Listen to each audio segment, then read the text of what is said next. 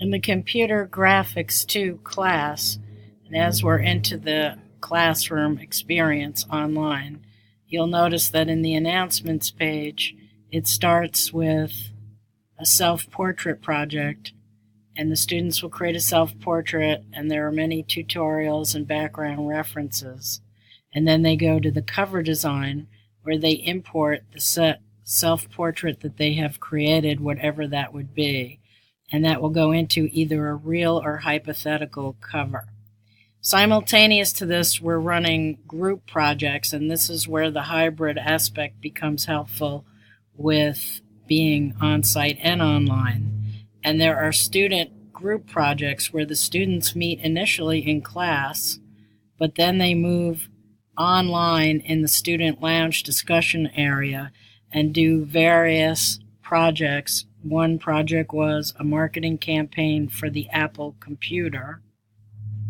And then each unit, there's another campaign or design project where the students will work together and create correspondence. In the ad campaign project, the students individually create car ads that go into their magazines, but after that, they work on a group project, which in this case, for this unit, is Coke versus Pepsi. In the Coke versus Pepsi, the students will have a battle between the two brands, and they have to create their own logo design for a sticker of either Coke or Pepsi, up to the students. And so they will then see lots of different videos and information on the subject. Like ice, a mirror reflects and gives the viewer a chance. It's kind of like Marvel versus DC. Coke will be Marvel, Pepsi is DC. You can't compare LeBron to Kobe, Brittany and Christina. They're good. They're both great, but Brittany and Christina are both spokespersons for Pepsi. Why do you know this? Coca-Cola, just it's classic Cam. So when I was a kid, I was always Team Pepsi. I liked the logo, commercials, the branding. I was all about Team Pepsi. But now I'm Team Coke just because I like the taste better. My mom used to drink Coca-Cola a lot, so I think that's why I have a preference for Coke. Yeah, I feel like I can tell the difference between Coke and Pepsi blindfolded. I'm not sure if I'll be able to tell because I haven't had pop in so long, but I think I could. I feel like I can already tell by the shape that this is Pepsi. They both have the equal sounding pop. This is Coke. After viewing little short videos, such as the quick portion of what you just saw with taste testers trying to determine which is better, Coke or Pepsi, when the groups divide up, they each take on a different role: creative director, editor, copywriter, research analyst, and they get information about the two products, in this case Coke and Pepsi, and then they collaborate, and each person, the art director, creative director, graphic designer, etc., work together to create a project. And in their project, they will then start utilizing the hybrid, which becomes important here. As you can see, we're now onto the Student Lounge forum, and why this has been such a boon to be able to do this. You only have a certain amount of class time, and this way folks can work behind the scenes in the class, send things back and forth, email them, and correspond. So for instance, the group that had the Coca-Cola campaign, you'll notice here they're communicating with each other. One of them said, I threw this sticker together in Illustrator. I can add the cap. I can do this, that, or the next thing. One of the other colleagues says the sticker looks awesome.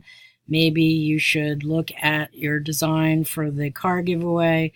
Then he responds back and creates the changes, and on, so that the group goes back and forth to collaborate with each aspect of what they're planning to do. And this way the collaboration is nonstop in the student forum, separate from me, separate from the class. Then when we reconvene, we do things like the critiques and get together. moving through the rest of the class, as I mentioned prior, that the magazine layout involves all kinds of different projects, including software, hardware reviews. Some are group, some are individual, some are completely online, some are hybrid, some are on site. There's an independent project where the students have to create a tutorial. It can be static, it can be motion oriented, where they have to create basic operations techniques. So when they worked on this particular project, there were a series of interesting outcomes to this, one of which will take Renee's project where she chose to do digital coloring tutorial, and the students themselves have to create their own tutorials after having themselves gone through so many tutorials, some that I make, some that are professional, and they then take their tutorial and produce it, and then that goes imported into the magazine. Another sample of Renee and her colleague was Leah, and in Leah's, she dealt with animated GIFs. She first went through tutorials. I made a tutorial. Then she created her own tutorial. Okay, so here I have a folder of all the pictures that I want to put in the slideshow. Right now, I just need to open up one of them. In order to make a slideshow, we need to have a timeline.